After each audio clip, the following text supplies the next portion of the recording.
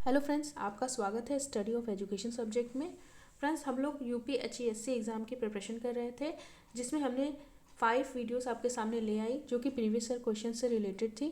Friends, आज की जो वीडियो है इसमें हम छठे वीडियो ले आएंगे, छठा पेपर जो कि उच्चतर शिक्षा सेवा चयन आयोग असिस्टेंट प्रोफेसर परीक्षा का 2021 का पेपर है।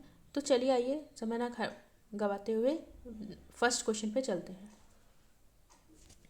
तो देखिए इसका जो क्वेश्चन है, इसमें फर्स्ट क्वेश्चन देखते हैं। तो पहला क्वेश्चन है, पराक्रम दिवस निम्नलिखित में से किस महत्वपूर्ण व्यक्ति के जन्म दिवस के उपलक्ष्य में मनाया जाता है?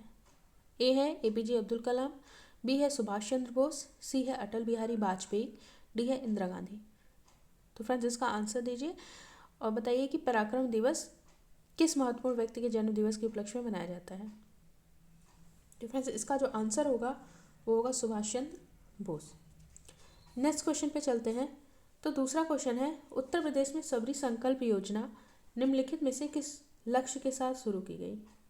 ए है कुपोषण समाप्त करने हेतु, बी है निर्धन परिवारों की बेटियों की विवाह हेतु, सी है परित्यक्त महिलाओं के शरण हेतु और डी है स्नातक तथा बालिकाओं की शिक्षा हेतु। तो फ्रेंड्स, बताइए कि उत्तर प्रदेश में जो सबरी संकल्प योजना जो थी उसके किस लक्ष्य के साथ वो शुरू की गई थी? तो फ्रेंड्स, इसका जो आंसर होगा वो होगा ए, कुपोषण समाप्त करने हेतु। तो अगर हम बात करें ये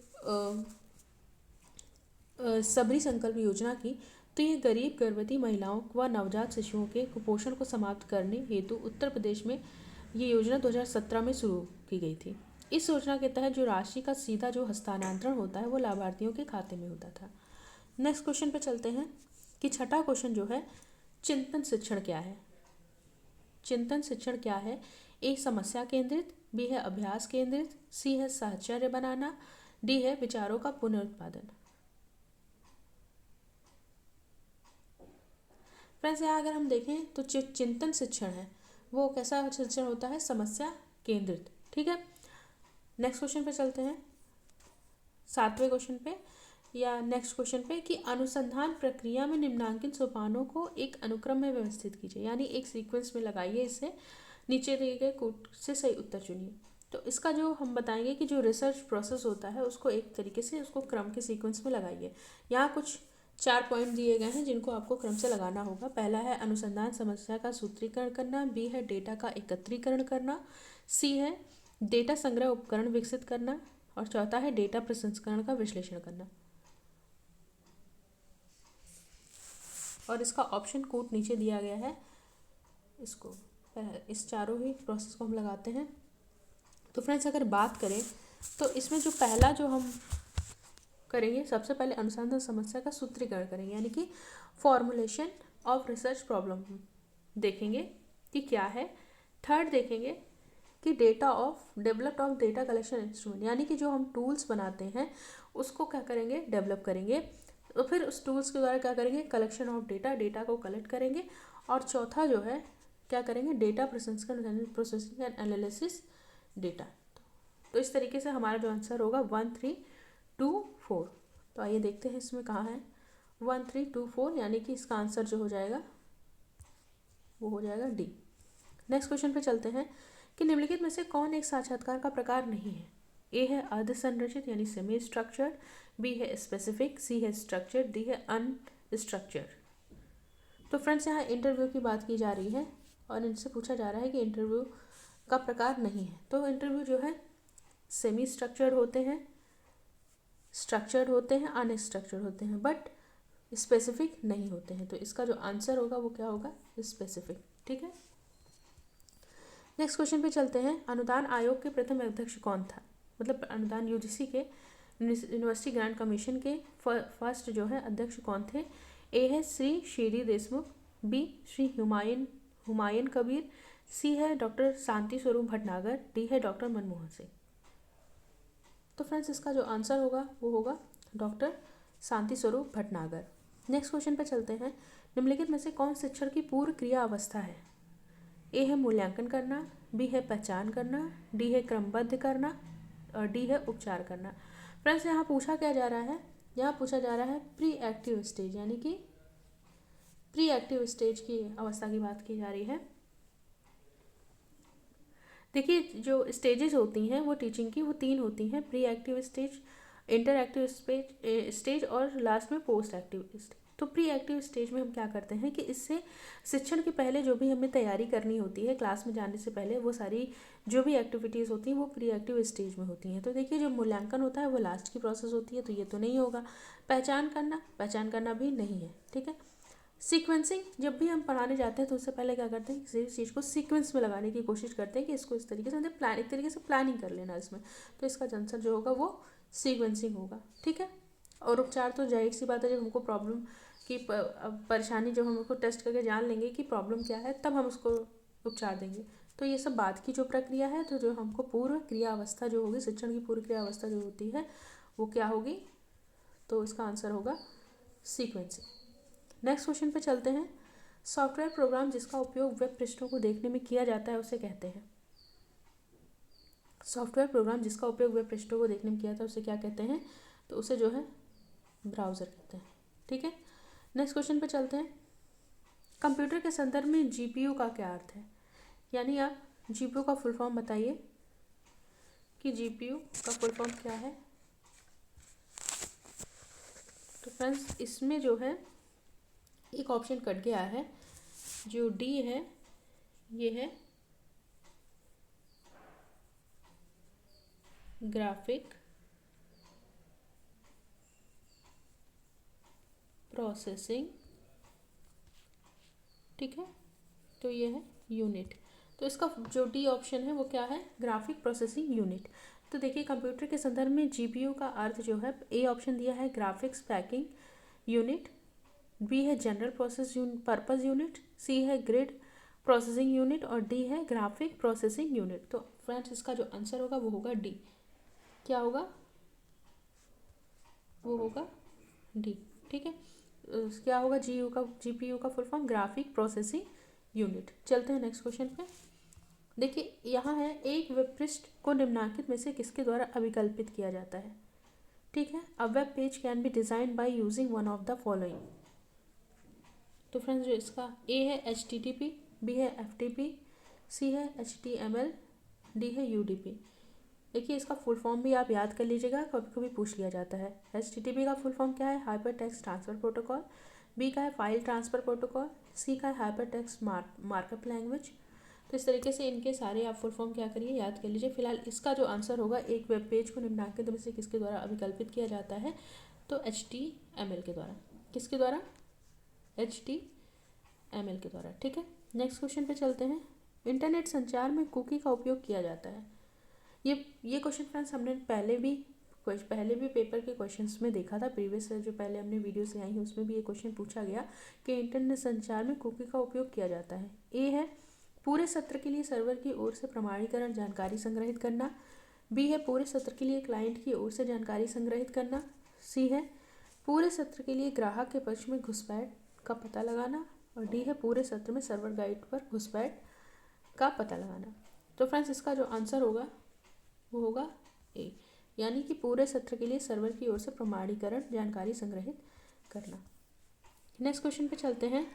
निम्नलिखित में से कौन एक पुरस्कार संगणक विज्ञान के क्षेत्र में उल्लेखनीय कार्य करने के लिए प्रदान किया जाता है, यानी कंप्यूटर साइंस के क्षेत्र में कौन सा जो पुरस्कार है वो प्रदान किया जाता है। तो ए है टूरिंग पुरस्कार, बी है नोबेल पुरस्कार, फील्ड मेडल और डी है एबल पुरस्कार।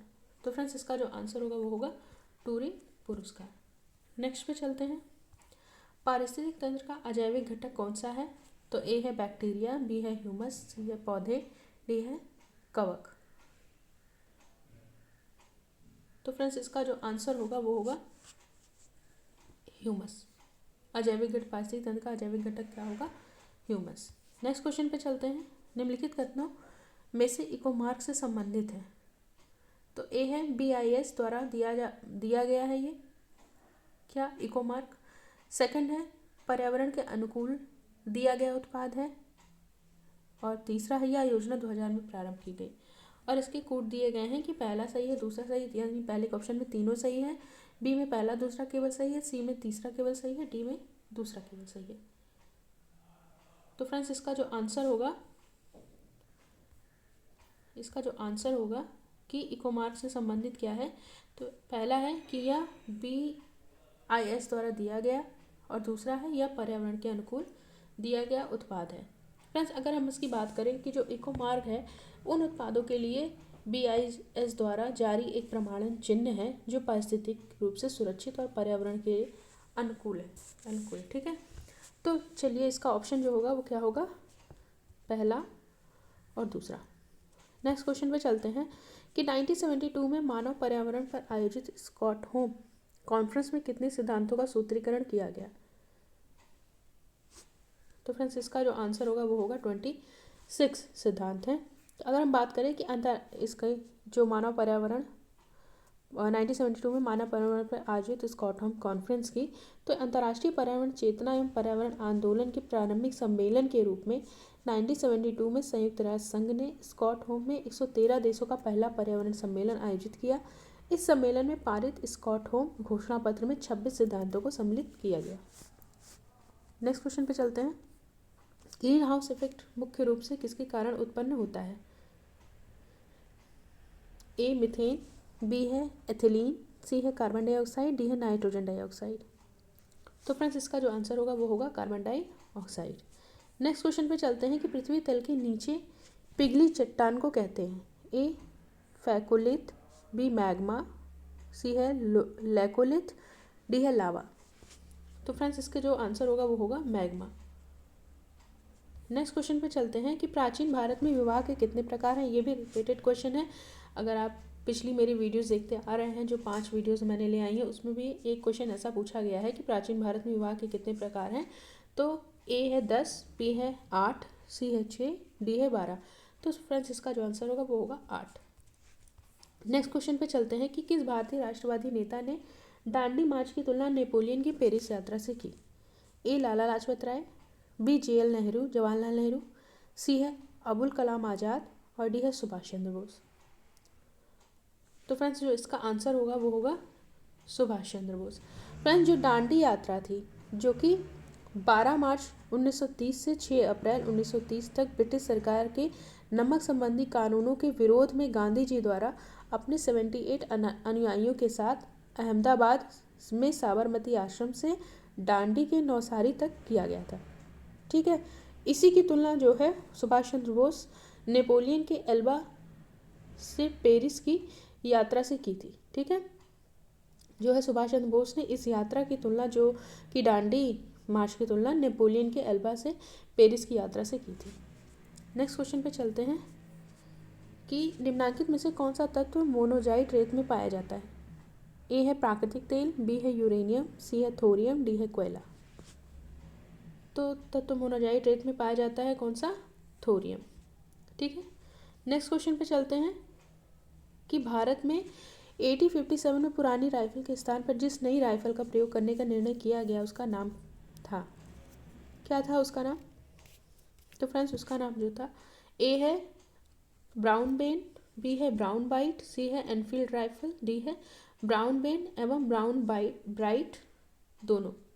तो फ्रेंड्स, इसका आंसर होगा एनफील्ड राइफल। नेक्स्ट क्वेश्चन पे चलते हैं कि किस शासक के शासनकाल में राग दर्पण का फारसी में अनुवाद हुआ था। तो ए है अलाउद्दीन खिलजी, बी है फिरोज शाह तुगलक, सी है अकबर, डी है जहांगीर। तो फ्रेंड्स, इसका जो आंसर होगा वो होगा फिरोज शाह तुगलक। नेक्स्ट क्वेश्चन पे चलते हैं। ब्रिटिश शासनकाल में कितने दो खंड में the economic history of India लिखी थी। यानी ब्रिटिश शासनकाल में किसने 2 खंडों में the economic history of India लिखी थी। ए है रोमेश चंद्र दत्त, बी है दादा भाई नौरोजी, सी है बाल गंगाधर तिलक, डी है गोपाल कृष्ण गोखले। तो फ्रेंड्स, इसका जो आंसर होगा वो होगा रोमेश चंद्र दत्त। नेक्स्ट क्वेश्चन पे चलते हैं। संविधान के किस भाग में निर्वाचन से संबंधित प्रावधान समाविष्ट किए गए हैं। ए है पार्ट 4 में, बी है पार्ट 8 में, सी है पार्ट 9 में, और डी है पार्ट 15 में। तो फ्रेंड्स, इसका जो आंसर होगा वो होगा ऑप्शन डी। नेक्स्ट क्वेश्चन पे चलते हैं कि भारत में कब प्रथम क्षेत्रीय ग्रामीण बैंक अस्तित्व में आया। ए है 1973, बी है 1974, सी है 1975, डी है 1976। तो फ्रेंड्स इसका जो आंसर होगा वो होगा 1975। नेक्स्ट क्वेश्चन पे चलते हैं। ज़ॉम्बी उधार से तात्पर्य निम्नलिखित में से किस उधार से है? ए है असमर्थता के करीब पहुंचने उधारकर्ताओं को नया उधार देना। बी है एक से कम ब्याज आवृत्ति वाले उधारकर्ताओं को नया उधार देना। सी है किसी व्यवसाय समूह को सस्ती ऋण व्यवस्था। डी है किसी व्यवसाय समूह को उधार देना जिसका ब्याज आवृत्ति अनुपात समूचे समूह का एक से क्या हो। किसी व्यवसाय समूह को उधार देना जिसका ब्याज आवृत्ति अनुपात समूचे समूह का एक से क्या हो, कम हो। ठीक है। तो फ्रेंड्स इसका जो आंसर है वो होगा, इसका जो आंसर होगा वो होगा ऑप्शन नंबर डी। चलते हैं नेक्स्ट क्वेश्चन पे कि भारत के संविधान का अनुच्छेद 21A प्रावधान करता है। ए है अल्पसंख्यक अधिकार का। बी है प्राण एवं दैहिक स्वतंत्रता का। सी है शोषण के विरुद्ध अधिकार का। और डी है शिक्षा का अधिकार का। तो जो आर्टिकल 21A है, आर्टिकल 21A है वो किसका अनुच्छेद किसका प्रावधान करता है? तो ये है राइट टू एजुकेशन यानी शिक्षा का अधिकार का।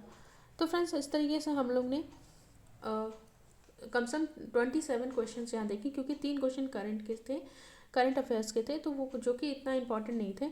तो फ्रेंड्स यहाँ 27 क्वेश्चन हम लोग ने देखा इस वीडियो में। तो आशा करती हूँ कि ये वीडियो आपको अच्छी लगी होगी। अच्छी लगी तो प्लीज़ लाइक शेयर सब्सक्राइब जरूर करें। मिलते हैं 30 क्वेश्चन नेक्स्ट 30 क्वेश्चन के साथ। Thank you friends.